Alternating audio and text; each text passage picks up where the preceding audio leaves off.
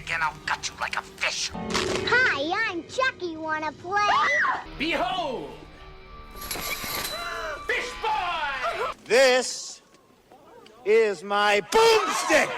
Red rum. Garbage day! We'll tear your soul apart. Oh, yes. There will be blood. They're coming to get you, Barbara. Fuck the prime time, bitch. Hail, Radma. All right, welcome back to the Three from Hell podcast. I'm Sam. This week I'm joined by Justin and Michael. Mackle. Tony died. Not really. He's just working. So we're not He's watching. We're not watching Halloween 2 this week, which is unfortunate because I was really looking forward to it. But instead, we watched something else, a 2021 film by M. Night Shyamalan called Old. Mm-hmm. The makes you old, that makes you old. Hmm. So what do you say we get into it? It was directed by M. Night Shyamalan. It was produced by M. Night Shyamalan. The screenplay was written by M. Night Shyamalan. And it is based on a novel called Sandcastle by Pierre Oscar Levy. And Frederick Peters, ? Other producers also include Mark Bienstock and Ashwin Rahan. Cinematography was done by Michael Galakis. This film was edited by Brett M. Reed. The score was done by Trevor Gurekis. Your production companies are Perfect World Pictures and Blinding Edge Pictures. It was distributed by Universal Pictures with a release date across the United States on July 23rd, 2021, with a runtime of 109 minutes. This film had a budget of $18 million and brought in $90.2 million at the box office. Nice. Wow. Didn't have a lot of people in this film. I'm not going to include like the smaller roles or anything like that. Yeah. Before you get into the cast real quick, I do want to put the spoiler warning here. If you have not gone to watch the movie Old, you have to go watch the movie Old. The cast will spoil. The cast will spoil movie, a lot of the movie if you do not go and watch the movie. Yes. So this is the spoiler warning. Everything else after this will be spoilers. And so stop, watch the movie, come back, and we will still be here because that's how time works. What's the on the beat? If you do want to watch it, you can watch it with us at patreon.com/youdamnright. That will be up right now. You can also watch it apparently on Hulu. We watched it on Peacock. I guess if you use YouTube TV. Yeah, we watched it on Peacock. That's awesome. I guess if you have YouTube TV, it's also on there. Or again, you can go watch it with us, patreon.com/youdamright. With that said, here are our spoilers, because here is the cast. Aaron Pierre plays Midsize-Sedan/Brennan. Stupid fucking name. Kylie Begley plays Kara at age 6. Micaiah Fisher plays Kara at age 11. And Eliza Scanlon plays Kara at age 15. Ken Leung plays Jaren Carmichael. Nikki Amuka Bird plays Patricia Carmichael. Alexa Swinton plays Maddox at age 11. And then Mbeth Davids, it's a kind of a weird name, sorry about that. Mbeth Davids plays adult Maddox. And why did they put it in this order? Thomason McKenzie plays Maddox at age 16. Nolan River plays Trent at age 6. Luca Faustino Rodriguez plays Trent at age 11. And Amun Elliott plays adult Trent. Alex Wolff, of course, plays Trent at the age of 15. Abby Lee plays Crystal for the entire movie. Rufus Sewell plays Charles for the entire movie. Vicky Creeps plays Priska. And Gail Garcia Bernal plays Guy. And that is your cast for this film. Again, there are some smaller roles, but I'm not going to list all those off because there were quite a few people that were at the beginning and at the end that I'm not going to waste my time. We spent the majority of this movie with the people that I just named off. Right. With that said, Michael, I believe you have some fast facts. Some fun facts. Yes. Well, the most important one, right out the gate. And there's gonna be spoilers for this, so be Oh, warned. we're past the spoilers. We're past the Yes. spoiler point now. Yeah, well, still, fuck you guys. Mm-hmm. The movie that Charles Rufus Sewell cannot think of that stars both Marlon Brando and Jack Nicholson is The Missouri Breaks from 1976. Its plot has no relation to this film. Wow. Mm-hmm.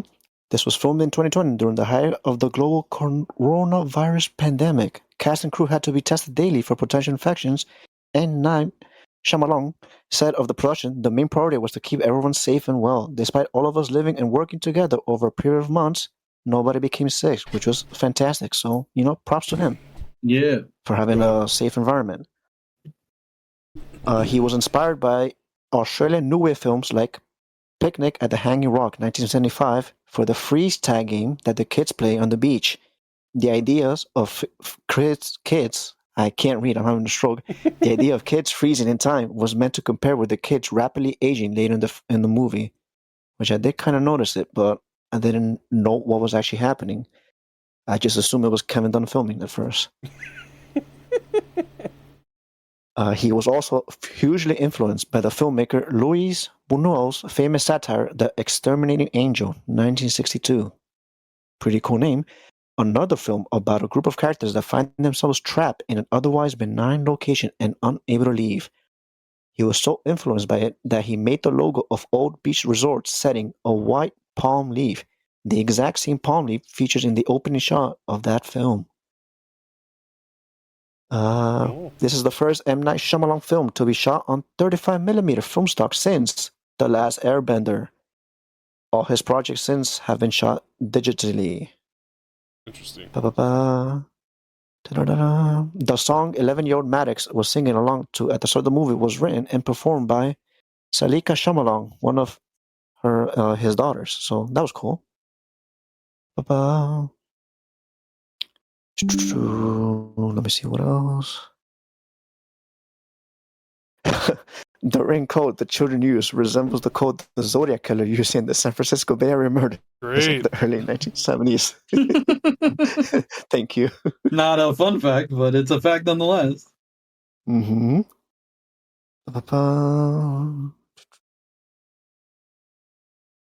I don't know why this is a fun fact, but although Maddox is wearing a different bathing suit than 60-year-old Maddox, I don't know why that was there. I did notice that. Mm-hmm.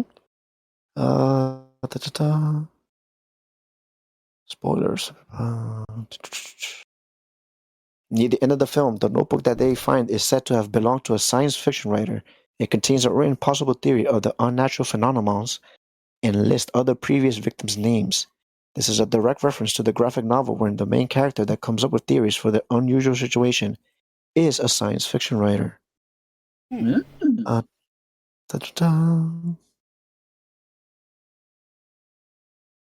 think that's about it for the fun facts. I mean, I have a couple fun facts that I remember from the kill count, so all props go to fucking James Agenice and his fucking team that do all that shit. Shouts out to them. I'm not at all going to take credit for that. I believe, from what I remember from the kill count, they either cast the middle actor or the adult actor first and then went backwards. It's a good way to do it. So I believe they cast maybe Alex Wolff first, and then they cast the kid that looks like Alex Wolff, and the in-between kid that looks like the two of them, and then the adult Alex Wolff, who plays Trent. And the same thing for Maddox as well, and Kara. Obviously, Kara significantly less so due to events in the movie, but they did, in fact, do that type of casting in order to maintain the integrity, if you want to say so, of making it realistic when you see these characters aging. And it did work on me. Yeah, it is a highlight of the film for sure, that they were able to do something like that for sure. So, without any further ado, I'm going to get into the fucking plot of the movie. So, it time. So, let me scroll back up here, and here we go. Guy and Priska Kappa are going through a separation. To avoid saddening their young children, Maddox and Trent, the couple takes them to a tropical resort as a final family vacation. At their hotel, Guy and Priska are given complimentary drinks, and the children befriend Ilbdid. I don't know how to say his name. That's the resort manager's nephew. At night, Maddox and Trent overhear their parents arguing and play a message decoding game with... I mean, they don't play a message decoding game with him. He's not in the room, but they decode a message that he left. During the argument, it is revealed that Priska has a benign, soft-growing ovarian tumor. Something else that I want to point out in this part of the plot synopsis that I would like to go over is there are a couple of different things that happen during this movie, during this part of the movie, that are kind of over-explained, and they are kind of hitting you over the head with it. But I don't necessarily care about it. But on their way to the resort itself, one of the children, Trent, is complaining about not being there yet, and then his mother tries to tell him to live in the moment and shit like that. And then obviously during their argument in the hotel room, Priska yells at Guy, saying that he's always thinking about the future, and he yelling at her that she's only thinking about the past, and like she's not an archaeologist, but she works with a museum and lives like that. There's even a line in the movie later on that she's going to become, you know, another nameless dead body that people study. Wonderful. So, yes, it's very obvious and very really hitting you over the head with the shit. But I think it works very well for this movie, comparably to how it could have been in other movies. Also, one last thing I wanted to point out: there's a song playing in the background while they are on the first beach, not the beach that makes you old from old. The first beach that they're on, and it is actually the song or a song performed by Midsize Sedan, and the dude who plays Midsize Sedan actually did perform it. So that's pretty cool. Nice. Anyway, next morning, the manager invites the family to a secluded beach where 3 additional parties are present. Obviously, Midsize Sedan, rapper Brennan, and his female companion, Surgeon Charles, and his elderly mother, Agnes, his wife, Crystal, and their young daughter, Kara, as well as Jaron and Patricia Carmichael, close-knit husband and wife. Trent discovers the corpse of Brennan's companion while they are fucking around on the beach from old that makes you old. Charles grows suspicious of Brennan, who reveals that he's been experiencing nosebleeds because of his hemophilia. Also, the woman who is dead had MS, or had just been diagnosed with MS. That's why they connected, because they were both sick, and that's why they went to this resort. So after the children rapidly turn into teenagers and Agnes suddenly dies, the families conclude that the beach is aging them, with the occupants undergoing the equivalent of 1 year of aging every 30 minutes. At least one member of each family has an underlying medical condition. They discover that trying to leave will result in them blacking out and waking up where they left. In a fit of rage, Charles cuts Brennan with his pocket knife, and the group watches as the injury heals quickly. Priska's supposedly slow-growing ovarian tumor grows into the size grows in size at a life-threatening rate. Charles performs successful surgery to remove it. Brennan discovers that the body of his companion has fully decomposed in the matter of hours. Kara and Trent continue to age into their late teens. After they have sex with each other, Kara becomes pregnant at a rapid pace. She's 5 months pregnant by the time that they get out of the tent thing that they were covered up by. She gives birth, but the baby dies due to the rapidly passing. The attempts to leave growing increasingly tense as Charles's worsening schizophrenia causes him to kill Brennan, mid-sized sedan. As the day goes on, Jaren drowns and Kara falls to her death, and Patricia suffers, a fatal epileptic seizure. Guy's eyesight starts to blur. Patricia suffers from hearing loss, and Trenton Maddox discovered the notebook of a previous traveler filled with the names of many people on the beach who had died, along with indicators of their being watched. At night, Charles attacks Guy and Priska in a schizophrenic episode. Priska runs as Charles continues to attack Guy. Crystal's hypocalcemia results in her bones repeatedly rupturing and improperly hearing, gruesomely contorting her body and eventually killing her. Priska returns and slashes Charles with the rusted knife, instigating a fatal blood infection that kills him. And elderly Guy and Priska make amends before dying peacefully of old age, moments apart from each other. With the now middle-aged Maddox and Trent remaining by the next morning, the pair construct a sun castle. They revisit a secret message given to them by the child from the resort, which Trent deduces is connected to the underwater coral passage, believing that the passage will allow them to leave the beach without losing consciousness. He and his sister start swimming through the coral. After they seemingly fail to emerge from the water, a resort employee who's monitoring them reports that the entire group is dead. Played by M. Night Shyamalan, by the way. He gives the news. He gives the news to the manager, who warns of a previous incident. A guest almost escaped from the beach. The manager then announces that Trial 73 has concluded.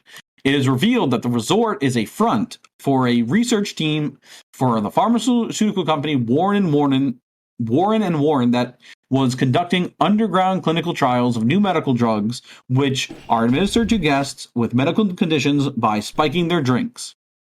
Warren and Warren is also mentioned earlier in the hotel room by Guy, who is he does things with health insurance where he helps people get health insurance by measuring their risk rate and stuff like that. And he mentions Warren and Warren because of how well they do and how much it will lower their insurance premiums, clients' insurance premiums, because of how well the medications from Warren and Warren do, and they're trying to get them on board and yada yada. But it is mentioned in passing earlier in the film.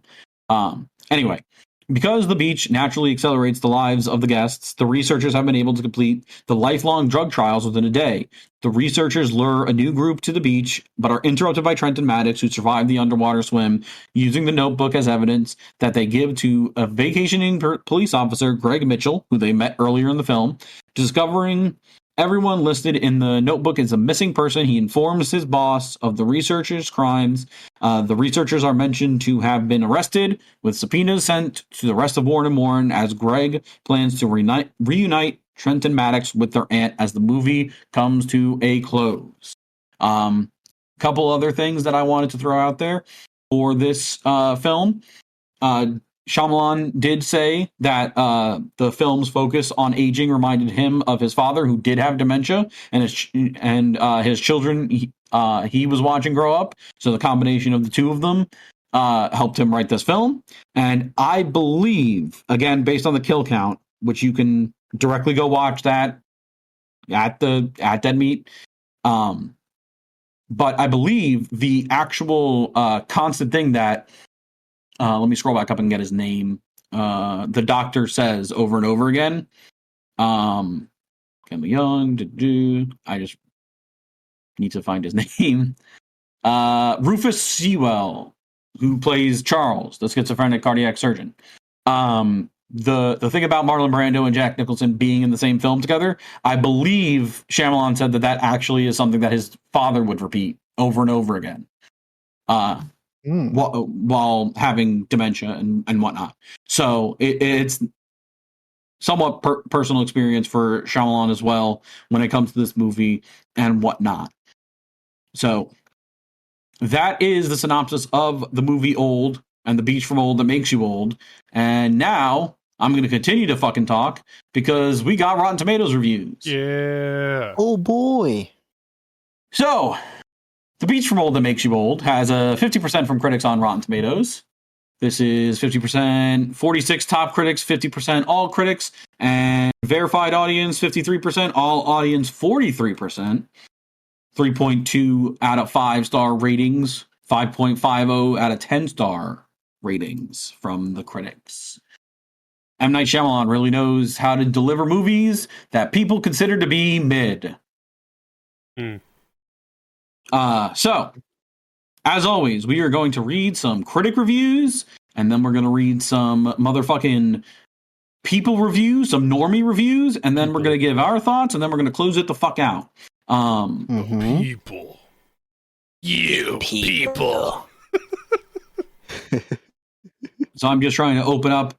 I have the tabs open, but I'm trying to open up all the critic reviews, trying to go as far back as possible to the obviously when the film came out in 2021, and just trying to make sure that we have everything necessary, because I'm really interested in seeing what most film critics have to say about this movie, comparable to what the fans have to say, because let's be honest, unreliable narrators, because holy fuck, they thought Resurrection was a bad Halloween movie, and they also thought that the Rob Zombie Halloween movie was a bad movie. So fuck that. I mean, the critics also thought that, but like, fuck that. Anyway.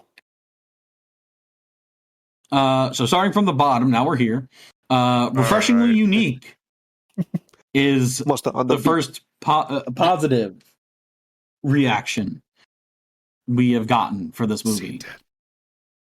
Yep. That's funny because that is an M. Night Shyamalan reference, isn't it? Isn't that from The Sixth Sense, which he directed? He did The Sixth Sense? Oh, you Yes. know that. I think so. Oh, I don't know that. Oh, well. No, I didn't know that. Anyway. Good for him. Anyway. Do we find out why this is all happening? Yeah. Is it satisfying or even particularly interesting? I mean, all right, well, I thought it was satisfying and interesting.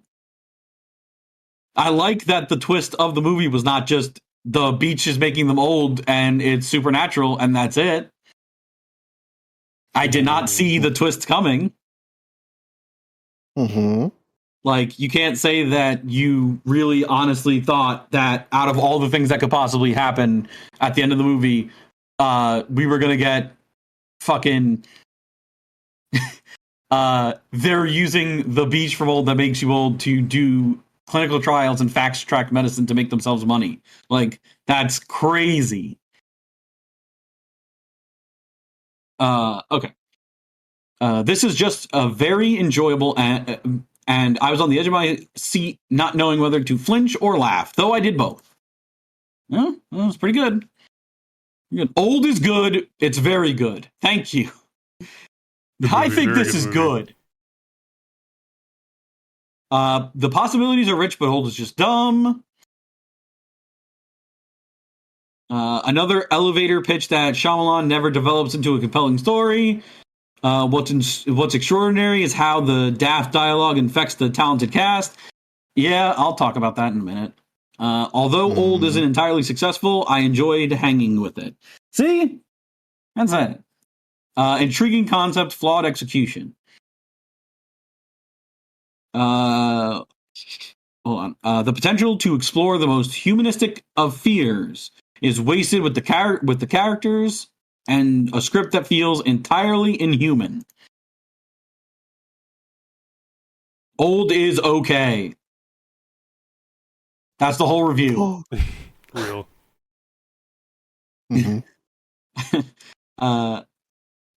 There's a reason why it's not called new.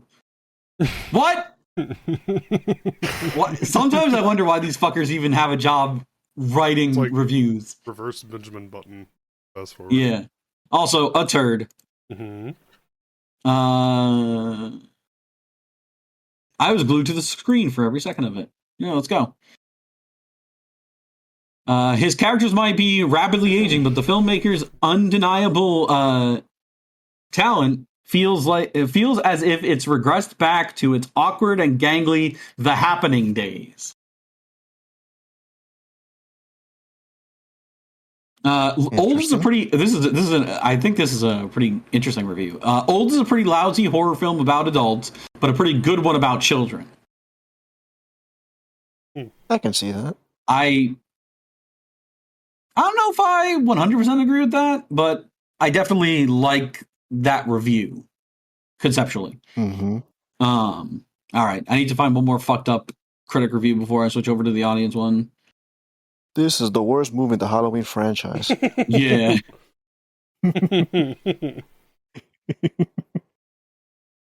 All right, let's scroll closer to more recent reviews. I can't even see my sidebar to try and get closer. I mean, to the dog did die in this film. Mm-hmm.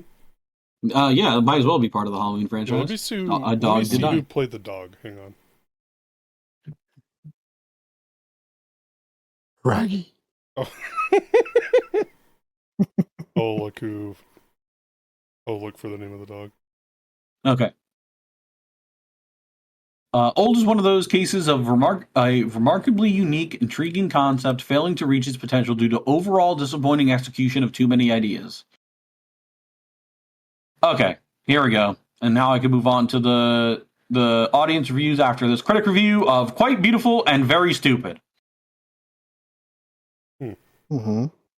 That's the last critic review we're listening to. Okay. We are at critic reviews. Or we're out of the critic reviews, we're into the people reviews. The normies. You people. Mm-hmm. You people. This is the only film that I have genuinely wanted to walk out on. The friend I went to with also wanted to leave, and it's a shame we didn't. Plot holes, a twist that became pretty obvious a half an hour in, nothing to make you care about the characters, deeply uncomfortable in places, needlessly jarring changes in pace, and on top of that, dull. The review right below it. Absolutely loved it. If you haven't seen Old yet, you should definitely watch it. It's a bit different, but it feels... but I feel it's an amazing movie. It's written by the friend. Yeah. The dual inside of you, there are two wolves, and they both they either love M. Night Shyamalan or they fucking hate him. I do kind of like this string of reviews here, so I'm going to read a couple of them. A profoundly scary, well-acted, crafted, nigh on excellent thriller from Shyamalan. The man can do no wrong, and this is one of his very best. Right underneath that, Old was okay and very interesting. Okay.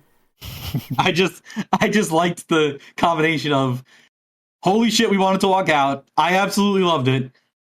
Shyamalan could do no wrong. And it was okay, I guess. Anyway, hammy acting and ridiculous plot make this movie too predictable and is typical of an artsy French novel adaptation gone wrong. Turned it off after 20 minutes. Well, if you're turning it off after 20 minutes, or in this person's case, it was so annoying I wanted to scream, turned it off after 40 minutes. But you didn't watch the movie, dog! Yeah. Mm-hmm. Can't review it if you didn't fucking watch it. Yeah, exactly. There's a lot to say about this movie, but I don't have the time. I think that's a joke about the movie entirely. 1.5 stars. Fuck you. The movie just didn't make any sense. Okay. Did you watch the movie? Okay, wait, hold on. Half star. This movie is so garbage. Doesn't explain why they're old and everyone dies. It's pretty explicitly stated almost immediately. And they pretty much... Okay. Look here, listen. This is going to be another shoot on the podcast where I go off the rails. Motherfucker. What do you mean that they didn't explain why they're old and everyone dies? They literally, pretty much beat you over the head multiple times over the course of the movie with the dialogue saying that they're aging at a rapid pace. The fuck you mean they don't explain it? Did you watch the movie? I don't understand you fucking people who do. Yeah, but I watched the movie with my eyes closed and my ears turned off. Yeah, these people definitely don't listen to movies that they watch. It was a good movie, and the story was annoying. It will affect your mind. 4 stars. Okay. Very bad. I looked the whole film just to make sure if it could get worse, and it did. Okay. 1 star. Okay. Anyway, excellent movie. I love the end. 5 stars. All right, I'm done doing this. Fuck that. I'm done. I had a stroke reading that 1-star review because you said I looked the whole film just to make sure if it can get worse, and it did. Look at some better fucking glasses, or look for some better fucking vocabulary so you can spell correctly, you fucking ingrate. Holy shit. Whoa. Anyway, now it's time for us to give you our review of The Beach from Old That Makes You Old. Sam, you're starting this fucking review. I need to know how you feel about this movie, other than it was boring, because I know that's what you're going to say. I didn't fucking like it. At all. I'm not even a little surprised. It was boring. And yep, not even a little surprised. I don't want to say the acting was really bad, but the script was really fucking bad, but they were not delivering the lines too good, so I do have to say the acting was also bad. I don't know. Went absolutely nowhere. It was an hour and 40 fucking minutes long. And there was a twist that just fell very flat. Not a fan. Did not like this at all. It's not going to be the lowest rated film I've ever done, but I'd never want to watch this again. I will happily forget about this movie in 2 days. Twist. I give it a score of 2 out of 10. Ooh. This is going to be a fucked up mixture of reviews. Melee? This is kind of funny because I greatly enjoy this, but I will have to acknowledge the script for some of these lines were probably not the best. Yeah. That's usually with Shyamalan's scripts. Mm-hmm. But he usually has some pretty crazy ideas, and for the most part, I thought this was executed pretty good. This is a kind of a bit of a weird one for me because, as most of you would know, I enjoy Doctor Who, and recently during the new season there was an episode which was very divisive for having very little explanation as to some of the aspects of the story.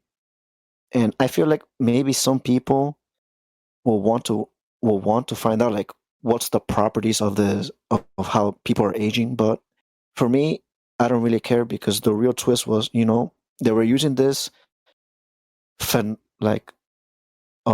this anomaly to exploit and make drugs. So that was the real crime here, and I feel like they did a decent job at explaining it. And I thought most of the actors, I thought they were doing pretty well, even with the clunky script. So I really enjoyed this. So I'll probably give this a 7 out of 10. Wow. I expected you to give it I expected a 5 at the very least, and that was it. Yeah. So my review. I am the only person who, prior to going into this, had seen Old before. I just watched it. This is my second watch through the movie. Pre-watched. My opinions on the movie has not changed very much from watching it a second time, except for the fact that I definitely think the second time I watched it, it went by much, much faster than the first time I watched it. Other than that, nothing really has changed that much. I did pick up on a couple different things that I didn't notice the first time around watching it, so it was nice to be able to pick up on a couple different things. I didn't necessarily hear Priscun mention the tumor when they were having the fight in the beginning of the movie. I didn't I didn't understand what the guy in the lab meant when he said that the schizophrenic patient cost them the data on the blood clot patient, and now I realize that they were talking about mid-sized sedan when they were talking about the blood clot patient. So stupid fucking name. It's so good. I like it. I like it a lot. So there were a couple different things that I picked up on the second watch through that really made the movie make a little more sense. That I didn't catch the first time around that I think I enjoyed. Now, I completely agree with all the criticisms that this movie is getting from both of the people on this podcast. The script is very clunky. The dialogue is very fucking weird, and I cannot deny that. The movie is very long, and at some points it's very like drawn out and boring, and I cannot disagree with the statements that are made and anything like that when it comes to this movie. However, the combination of the concept of the movie itself, the cast, I'm not necessarily saying the cast in that everybody in the movie, but at least for the most part, the actors that play each individual child as they age up and become adults and whatnot, and just the acting in general for the points of the movie that actually matter, I think works very well. I think that it keeps you on your toes a lot of the time. You don't really know what's going on, and it really, really has less to do with the beach and a lot more to do with individual people. With that, some of them we have context for, like, for example, the woman, Carmichael, she has a seizure that we actually witness. But we, obviously we don't see anything that happens with the doctor until he gets to the beach. We don't see the schizophrenia start to take over until he's actually on the beach. And then obviously his mother dies of old age and stuff like that. But there are certain conditions that we're not necessarily privy to. And then all of a sudden they become much, much worse. Same with the ovarian tumor that is in Priska at the start of the film. That's just like benign and nothing to worry about, and then all of a sudden it's the size of a fucking brain and they have to remove it. So it's shit like that really makes this movie shine. And the beach itself is kind of a character itself, which is a really fucking nerdy film boy way of saying something like that, but it's the truth. And then obviously with the ending, the twist being that they're using it, Warren and Warren are using it to make drugs, and fast track clinical trials to go to make the medicine and fast track it to the market, which is a very cool concept, because I like the whole corporation is evil and does things that are horrible and then get caught for it, or they're doing, average corporation things that we see in everyday life where they exploit normal everyday humans and, kill them to make, way for new drugs and to try and help everyone. They want to sacrifice certain amounts of people in order to save the majority, which is noble to an extent, but still fucked up. And it never works out. But overall, I really like this movie. Yeah, exactly. Mm-hmm.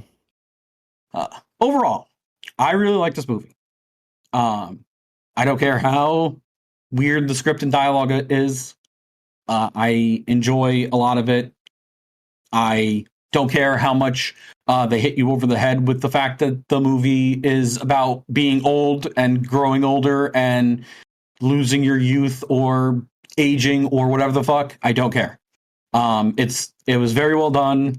It's the only M. Night Shyamalan movie I've ever watched, and I like it a lot. I'm going to give it an 8. Ooh. I can't wait to see what the score of this movie averages the fuck out to. 287. Oh, I did something wrong. Didn't carry the 1. True. That brings the score for this film to a 5.67 average. which ranks it just below or just above Halloween H2O and below Halloween 4. I don't want to have to figure out where that ranks it, but if I remember, I will include that in the next episode where we will hopefully be watching Rob Zombie's Halloween 2. Robert Zombie Halloween. Multiple plays. Also, this is like 100% a horror movie. Oh yeah, yeah. I don't know how there are arguments that it's not. Not every. Just because there's not a serial killer, doesn't mean it's not a horror movie. People, it's a fucking Time was the serial killer. I guess so. Yeah. Yeah. Psychological horror is a thing, and that's what this was. A very good one, but that's what it was. Yeah, that's your A 4-stick. I'll kill you. Say that again. I say it at the beginning of the watch along too, but if you don't think that this is a horror movie, fuck you. Yeah, I don't know how you could not think it is. It so clearly is. But yeah, it's not even up for debate. Anyway, that was Old by M. Night Shyamalan Ding Dong. Old. Next week, one way or another, we will be doing Rob Zombie's Halloween 2. We'll have to pry Tony's body up from the mouse with our fucking bare hands out of the torture chamber. That is correct. No hands for me. The Mickey Mouse penis exploding machine. Well, in the meantime, give us a follow on Spotify, Apple Podcasts, Twitter at YouDamnRightPod. Go subscribe to the Patreon, patreon.com/YouDamnRight. You can subscribe $1 a month for just the 3 from Hell content. Or for a measly $2 a month, you can get all the content from us and the You Damn Right podcast, where we are watching wrestling. And I think by the time this episode goes up, we will either have just started. No, 2004 will not. We will be. I think the week this goes up will be the last week of 2003. And we are preparing to start season 4, which is 2004 of WWE. But that's not why you're here. You're here for the horror. Oh, yeah, we do have an award show coming up. But yeah, thank you guys for listening. That was Old. I'm ready to stop talking about it. I'm Sam. I'm Justin. Monster on the beat. And that's Michael. We are the 3 from Hell, except for Michael. That's 3 from Hell minus Tony plus Michael. Thank you guys for joining us this week. This is where I'm going to put in Not Like Us by Kendrick Lamar as our outro song. Thank you. Love you. Bye.